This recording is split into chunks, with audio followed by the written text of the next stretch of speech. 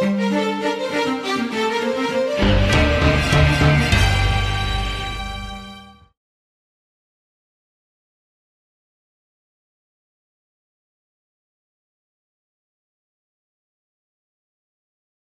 gracias, Sandra. Muchas gracias, Daniel. Abriríamos el piso para preguntas. Yo creo que hay bastantes cosas que se pueden incluir en este momento. Benjamín, por favor. Benjamín Tempin, profesor de la Flaxo. Yo tengo una pregunta muy concreta.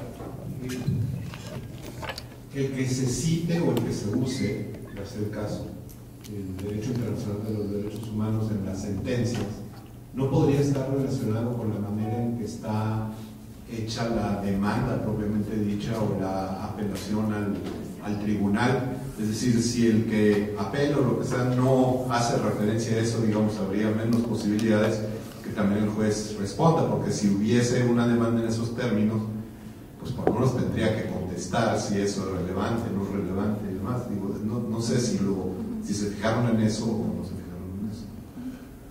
Tal vez reunimos unas preguntas. Por favor.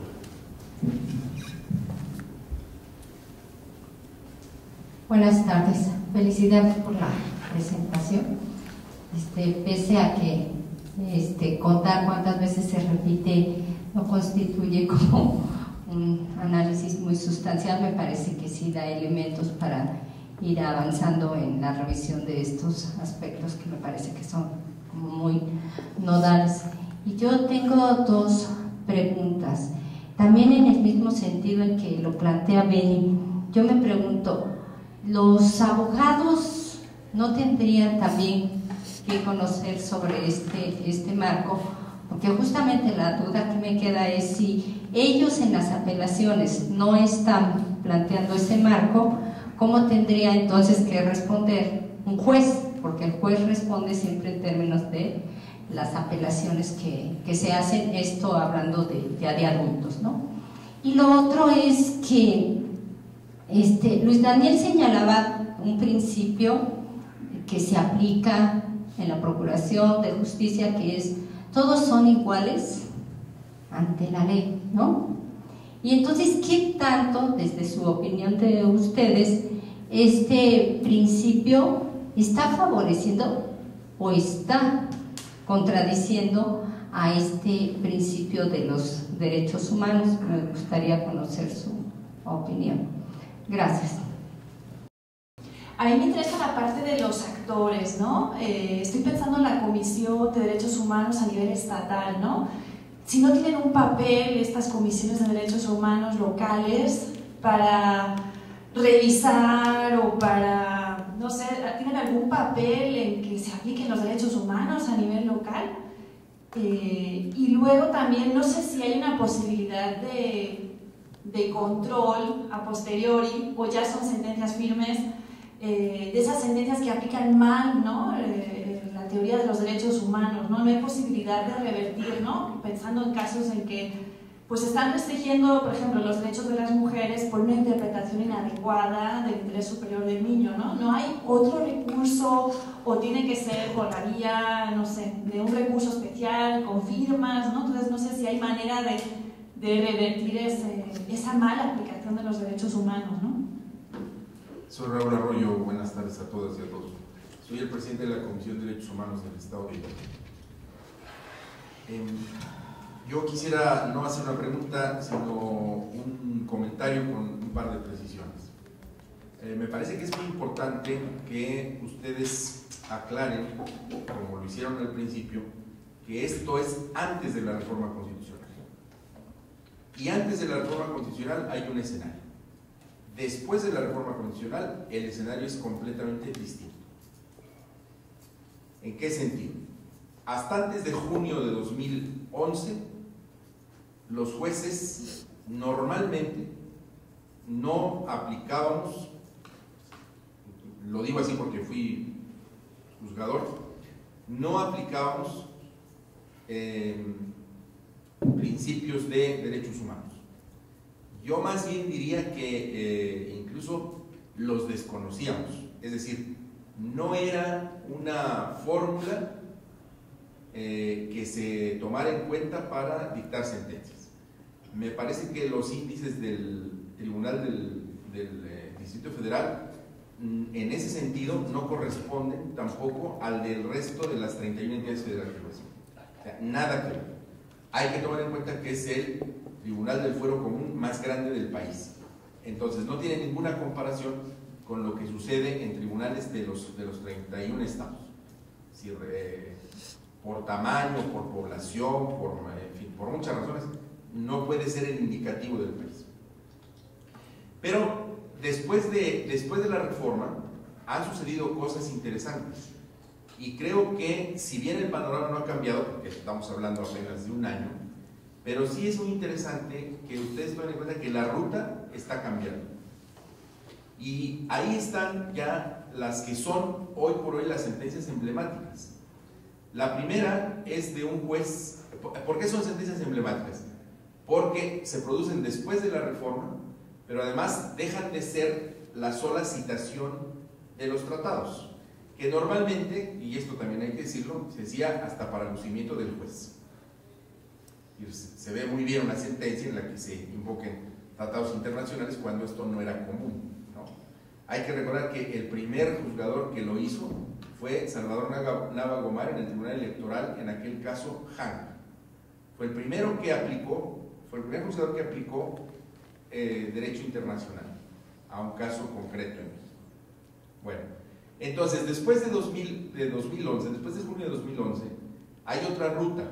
Y decía yo que las sentencias emblemáticas son porque han dejado de enunciar solamente el tratado y lo están aplicando. La primera fue en una sala unitaria de materia penal en el Tribunal de Nuevo León, cuando un magistrado, entonces en segunda instancia, un magistrado desaplicó normas del Código Penal de Nuevo León en base a tratados internacionales. En Hidalgo hemos tenido un caso recientemente donde, para proteger a una comunidad indígena, un juez de distrito ha conseguido un amparo aplicando tratados internacionales. El domingo, Ana Laura Magaloni hace referencia a una sentencia en un juicio de divorcio en donde, aplicando normas internacionales, derechos humanos, se protege el derecho a la intimidad de la cónyuge que era actor en ese juicio. Y hoy me entero, no las conozco, pero me entero que hay cuando menos 2 sentencias más de tribunales federales que van en esa misma ruta. No llegan a una decena, tampoco llega, apenas se ha pasado un año. No creo que esto implique que el panorama ya cambió. Esto objetivamente creo que no es una ruta todavía muy larga para que haya esta asimilación, ¿no? Pero sí me parece interesante que se tome en cuenta esto. Incluso hay una declaración formal de la CONATRIP, de la Comisión Nacional de Tribunales de Justicia, en donde se hace cargo de que es imprescindible que se tome en cuenta el tema de derechos humanos en el momento de la impartición de justicia. Entonces, esto es la ruta que empieza, ¿no? Y la ruta de alguna manera la marcó la Corte con el caso Radilla, cuando acepta la sentencia de la Corte Interamericana. Y estos son los casos. Entonces, creo que la investigación tendría que hacer una diferenciación, ¿no?, de qué pasaba antes de la reforma y cómo se está asimilando después de la reforma, cuando yo creo que sí, en los poderes judiciales, el federal desde luego con mucho ímpetu y algunos locales también con mucho ímpetu, están tomando este tema de aplicación de tratados internacionales que contengan normas de derechos humanos. No son exactamente, a lo mejor dicho, no son únicamente los tratados internacionales de derechos humanos, sino cualquier tratado que contenga normas de derechos humanos. Y el control de la convencionalidad. Esa es otra ruta muy importante que están tomando los poderes judiciales locales y federal, el Poder Judicial Federal. Y en ese sentido creo que también es muy importante la observación que hacían antes porque ahora ya no se trata de que los abogados o el Ministerio Público invoquen los tratados o las normas internacionales, con la disposición de que todas las autoridades de todos los poderes y de todos los fueros pueden, o están obligados, mejor dicho, a invocar y a aplicar tratados internacionales. Los jueces lo pueden hacer, están obligados a hacerlo, aún sin que lo invoquen los abogados. Pero también cabe decir que hoy por hoy quienes están encontrando en esta ruta una ruta exitosa son precisamente los abogados, porque los abogados tienen mucho más tiempo que un juez para pedir que se apliquen las normas, y los jueces no las conocen.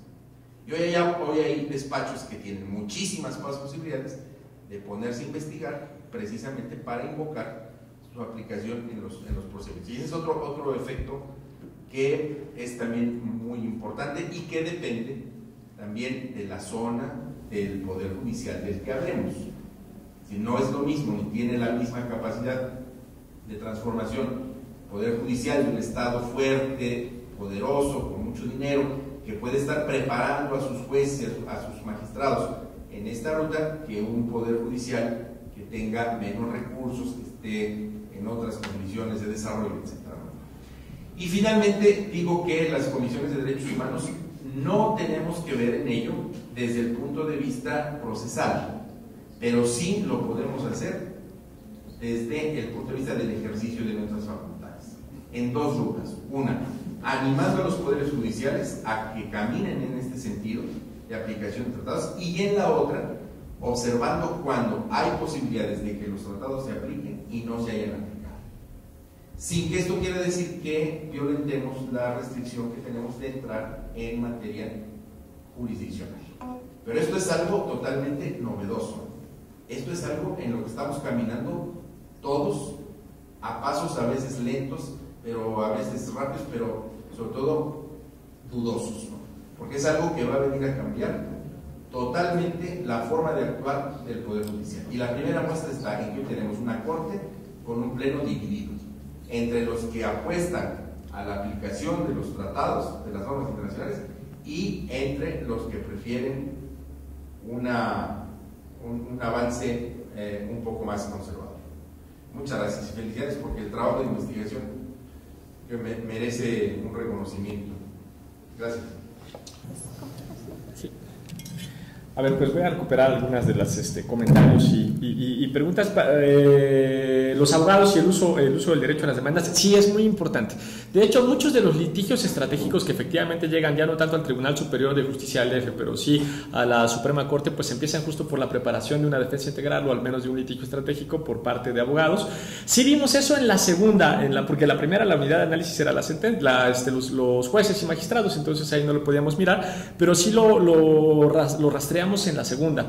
En la medida que, como San ya explicó, fueron muy poquitas las sentencias que encontramos que tomaban el derecho internacional de los derechos humanos. De esas 11 que encontramos, 11 de 200 y pico que finalmente se analizaron, solo una el juez lo había recuperado porque uno de los abogados litigantes lo había expuesto en las demandas, o sea, muy poquito.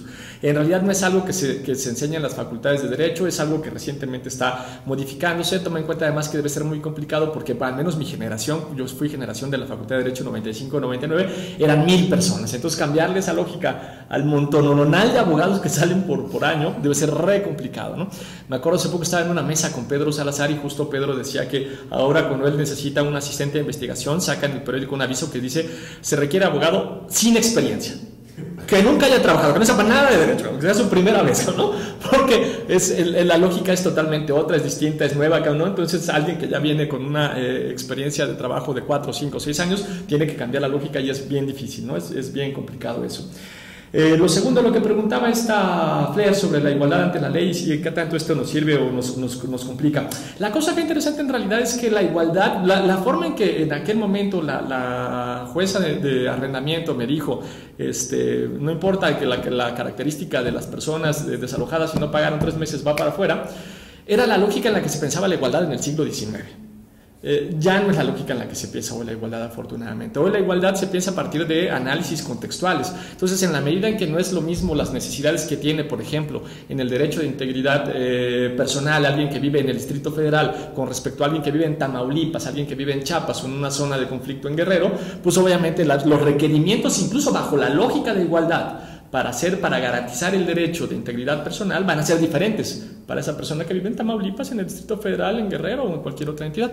El caso más interesante, creo yo, es el que dicta la Corte Interamericana de Derechos Humanos en el caso de Campo Algodonero, que justo lo que hace en la primera parte de la sentencia es un análisis del contexto de opresión estructural y violencia misógina en la que se encontraban las mujeres en Ciudad Juárez.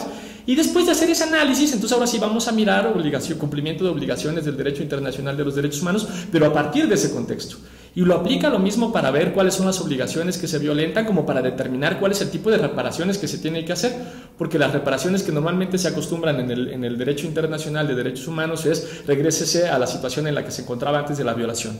Y la misma Corte dice, no, espérenme, porque si la regreso a la misma situación en la que se encontraba antes de la violación, sigue estando de la chingada. Entonces, no podemos regresarla, ya no tenemos que hacer acciones transformativas para que efectivamente los derechos que habían sido vulnerados, de integridad, etcétera, etcétera, pues sean efectivamente cumplidos, ¿no? Entonces, la cosa más bien es cómo entienden ahí igualdad, y esa es parte de lo que Sandra y yo, sobre todo, es la parte más importante que nosotros estamos trabajando, que se animen a pensar la igualdad a partir del análisis de contextos. Aunque comprendemos que cuando tienen que hacer, ¿cuántas sentencias dijiste? 170,000 sentencias en un año. Cuando tienes que dictar 170,000 sentencias en un año, analizar el contexto caso por caso debe ser re complicado, ¿no? Pero un poco esa es la invitación, que encuentren casos paradigmáticos, qué sé yo, ¿no? Que encuentren alguna salida a la sobrecarga de trabajo administrativo que efectivamente, porque así es que tienen los jueces, y que además siempre es la principal cosa que nos dicen, sí, a ver, pues hay que dictar 150 sentencias por día, ¿cómo le vamos a hacer, man? ¿No? Para aplicar todo lo que ustedes quieren que apliquemos. Bueno, en la comisión me parece que ya el presidente Raúl Arroyo lo dejó muy claro. Yo solamente tal vez comentaría que en el caso, además de la comisión, Sandra es expertísima, me da miedo decir cualquier cosa de comisiones porque además no tiene pudor alguno, entonces va a decir, no, Daniel, lo que dijo está equivocado.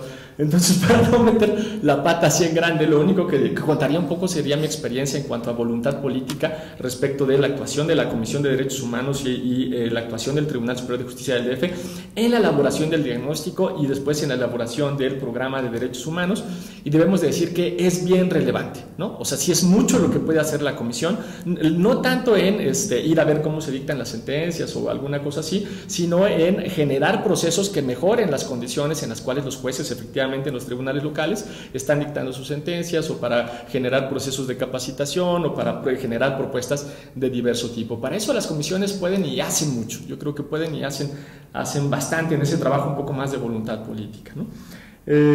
Control posterior a las sentencias hay, y tal vez este es de los casos o de los cambios más importantes. Imagínense que todos y cada uno de nosotros somos ministros de la Suprema Corte con todo y el salario gordote que tiene, ¿no? Imagínense que nosotros somos ministros y que cada uno de nosotros tiene su ponencia, porque ya ven que en la Corte dicen que las ponencias son como los feudos, ¿no?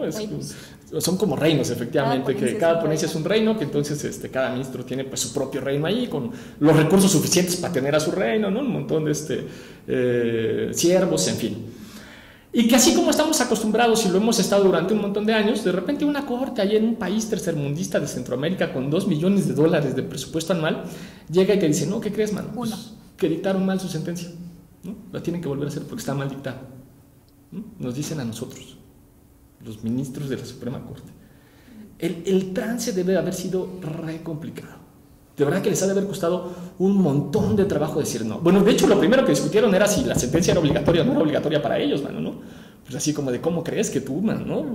Corte Interamericana de Derechos Humanos, me vas a venir a decir a mí que yo dicte mal una sentencia? ¿Dónde se te ocurre, mano?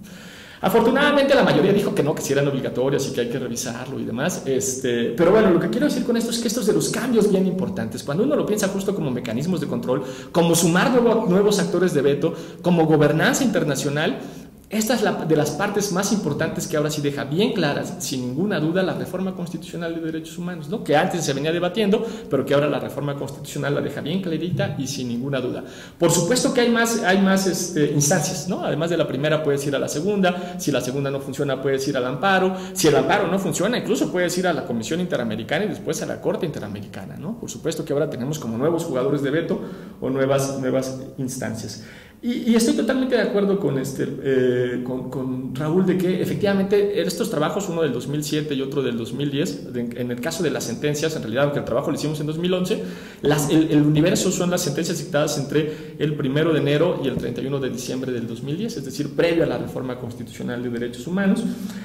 Y efectivamente son como una lógica exploratoria para ver o para poder tener un punto de partida, una línea base para mirar cómo va a ser después de la reforma constitucional de derechos humanos. Yo también estoy esperanzado, como Raúl, en que las cosas van a cambiar, me parece. Y de las cosas más interesantes, por ejemplo, es que desaparecieron los juzgados de arrendamiento, que los juzgados de arrendamiento en realidad tenían una lógica muy clavada en la segunda generación de reformas estructurales, donde lo más importante era tener desalojos en no más de 3 meses para poder hacer efectivo los créditos y entonces dinamizar los mercados internos a partir de créditos hipotecarios. Entonces, para tener un mercado de créditos hipotecarios fuertes necesitabas tener hartos jueces de arrendamiento que echaran rápido a los que no cubren sus créditos, ¿no? Esa era la lógica. En la medida que esos, por ejemplo, son los que desaparecen y en cambio aparecen unos nuevos que son los jueces los tribunales o juzgados de jóvenes para adolescentes, para justicia para adolescentes, y que además tienen una perspectiva distinta, que tienen una conformación y una capacitación distinta y que piensan también de forma diferente tanto la identificación de grupos en situación de vulnerabilidad como la aplicación de derechos humanos, nos dice que efectivamente algo está cambiando, ¿no?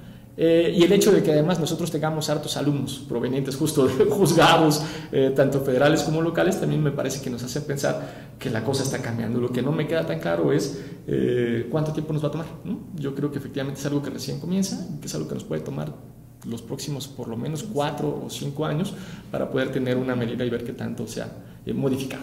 Gracias. Bueno, solo en el mismo sentido que Luis Daniel, solo para completar algunas ideas.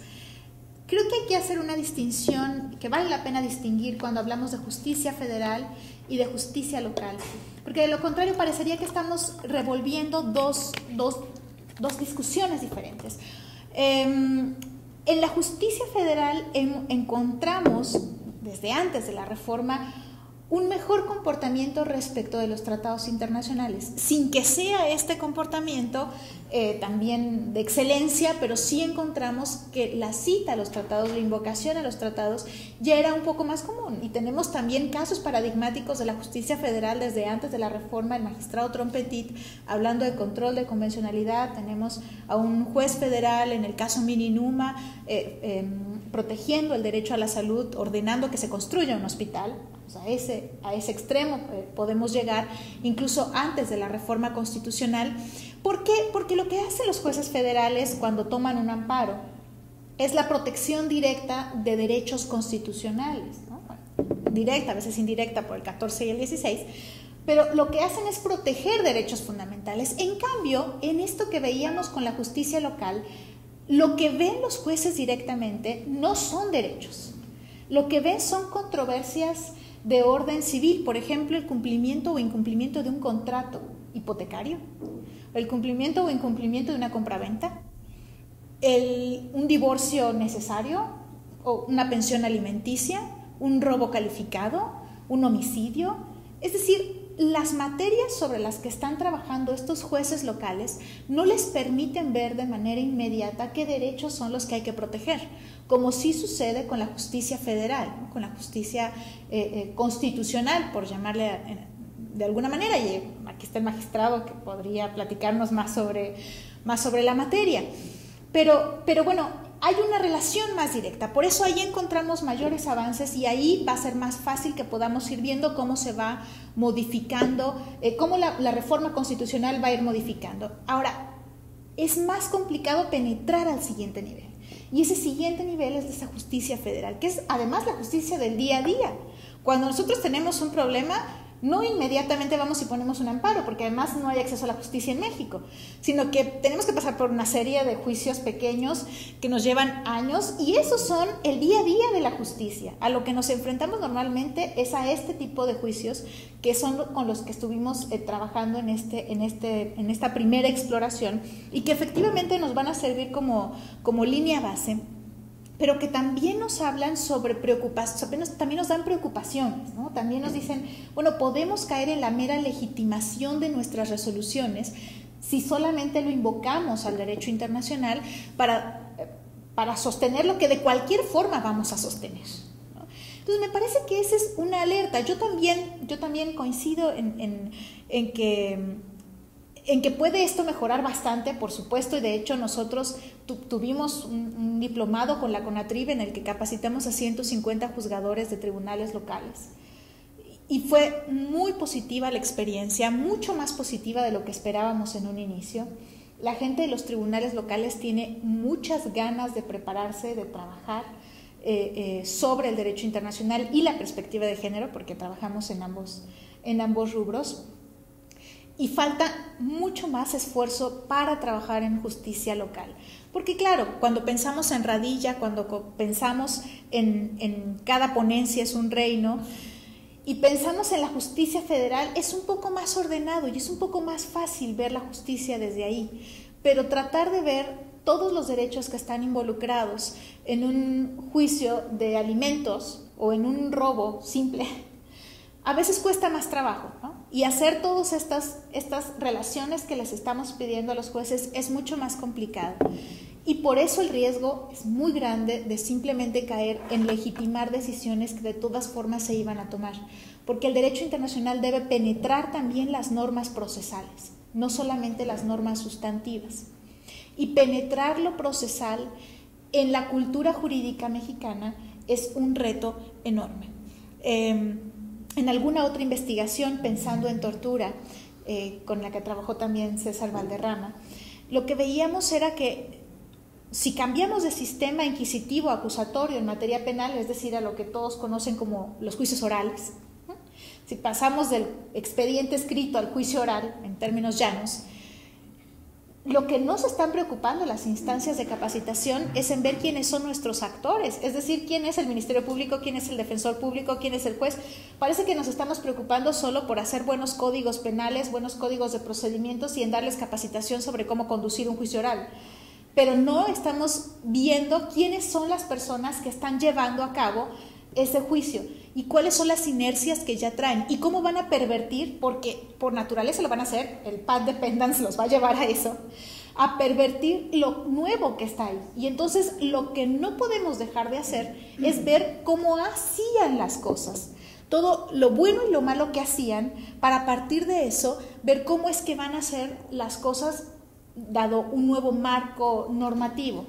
Y de eso es de lo que se trata un poco también esto, ¿no? De ver que estas inercias de resolver de mera formalidad bajo una igualdad del siglo XIX puede seguirse arrastrando, y el derecho internacional puede servir para eso también. Hay sentencias de derecho internacional o resoluciones de derecho internacional que son para meterlas debajo de una cama o más bien quemarlas en una hoguera. El derecho internacional no es bueno por sí mismo, no es porque es derecho internacional de los derechos humanos bueno por sí mismo, hay que criticarlo también.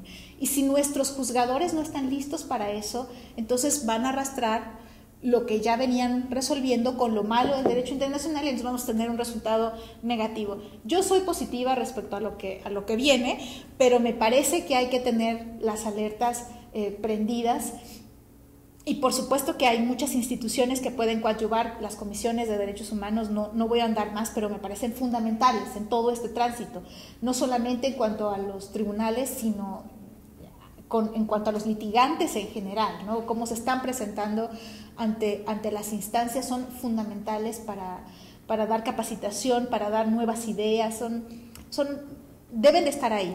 Lo que no deben hacer es confrontarse con las instituciones, y me parece que eso ha sido uno de los problemas más grandes, por ejemplo, en el caso del Tribunal Superior de Justicia del DF y de la Comisión de Derechos Humanos del DF, que la Comisión del DF no ha sabido cómo dialogar con un tribunal. Quiere tratar al tribunal como si fuera procuraduría, y los jueces no son ministerios públicos, y los jueces tienen autonomía, independencia, etc. Entonces no basta con decirle al presidente del tribunal que todos tus jueces hagan esto, porque entonces ya no hay autonomía e independencia del juez, cuando sí le puedes decir al procurador que todos tus ministerios públicos hagan esto, ¿no? Entonces el cómo tomar el diálogo entre el tribunal, comisiones, no es sencillo, y no es lo mismo a verlos como ministerios públicos, y parece que por allá va mucho de lo que se está haciendo ahora. Bueno, gracias. Muchísimas gracias. ¿Hay más preguntas en la sala? Por favor. Muchas gracias. Más que la pregunta, a propósito de la cita que hacía Sandra, y le agradezco mucho en principio la invitación a Flaxo para la conferencia, y desde luego yo comparto muchísimas de las cosas que comenta Sandra, pero lo que fundamentalmente vengo viviendo de 2, 3 años para acá tiene que ver con todo este movimiento de cambio, y creo yo que lo número uno que se necesita es el esfuerzo que ustedes mismos están haciendo y que incluso están ofreciendo hasta gratuitamente, ¿no? El de una mejor preparación de todos los involucrados como operadores jurídicos en lo que es la materia de los derechos humanos. Yo he visto sí cambiar, sobre todo en el ámbito federal. Me ha tocado incluso ser parte del cambio de estas citas de los tratados sobre derechos humanos, en especial lo que es a nivel familiar. Y hemos vivido constantemente también muchos conflictos en relación con los distintos órdenes de impartición de justicia, que sea el federal, el local, el Ministerio Público, en fin. Vivimos inmersos en un sistema en donde falta mucha comunicación y de alguna manera capacitación, y eso es precisamente lo que ustedes nos están ofreciendo. Yo vivo agradecido, tengo más de 20 años trabajando en esto, y una reforma como la que se acaba de dar en nuestro México no la habíamos tenido, y sí urgía, pero lo que se necesita fundamentalmente es voluntad de cambio.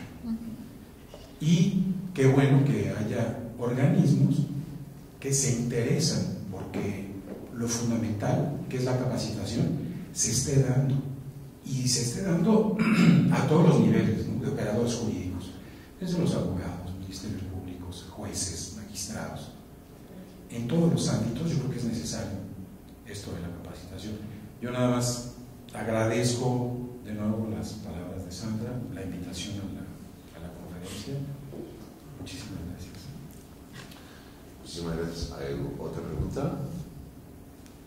Les agradezco mucho y los invito el próximo lunes a la conferencia del doctor Benjamín Temkin, que va a tener lugar en este mismo sitio a las 4.